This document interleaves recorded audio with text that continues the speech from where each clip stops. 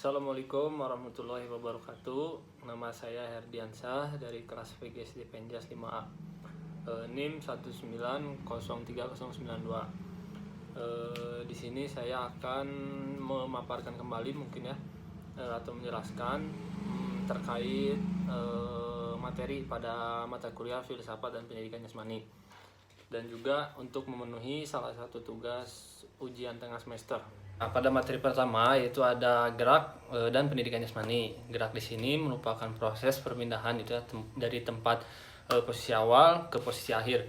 Dan pendidikan jasmani sendiri adalah merupakan proses gitu ya, proses pelajaran untuk melatih kemampuan psikomotorik yang mulai diajarkan secara formal itu ya di instansi pendidikan dari sekolah dasar hingga sekolah menengah ke atas. Lalu yang kedua ada konsep dan kedudukan Penjas.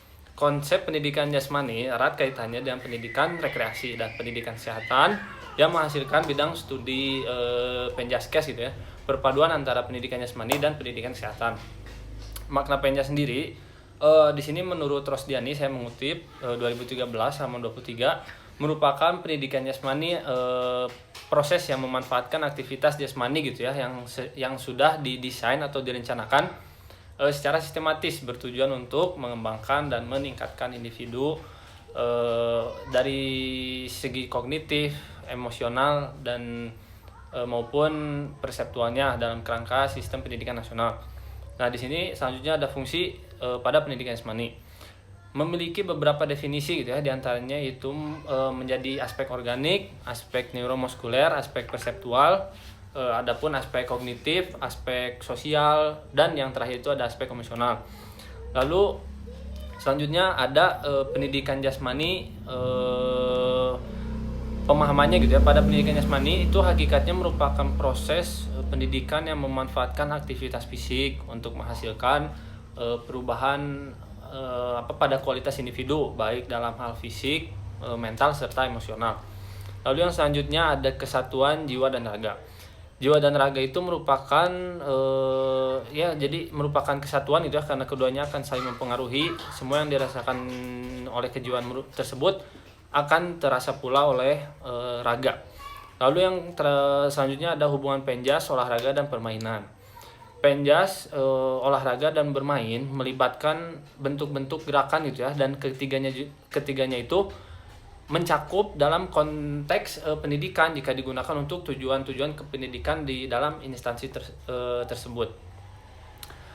Lalu ada tentang pendidikan jasmani, tentang kebutuhan anak dan pentingnya dalam Penjas. Pendidikan jasmani merupakan di dunia anak gitu ya, dan kebutuhan anak di dalamnya anak juga dapat belajar sambil gembira gitu ya, senang melalui keinginannya untuk bergerak.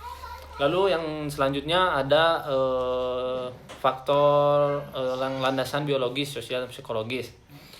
Biologis itu pendidikan jasmani merupakan disiplin gitu ya dalam berorientasi tubuhnya, di samping berorientasi pada disiplin mental, sosial, psikologis. Pendidikan jasmani tersebut melibatkan interaksi antara guru dengan anak-anak, serta yang sosial merupakan jasmani, merupakan sebuah wahana gitu yang sangat baik untuk proses sosialisasi. Lalu yang selanjutnya ada ruang lingkup pada pendidikan jasmani. Nah, pendidikan jasmani di sini memiliki ruang lingkup yang meliputi aspek-aspek permainan dan olahraga, aktivitas pengembangan, aktivitas senam, ritmik, dan pendidikan luar sekolah dan kesehatan. Lalu yang terakhir ada perbedaan itu antara pendidikan olahraga dan pendidikan jasmani.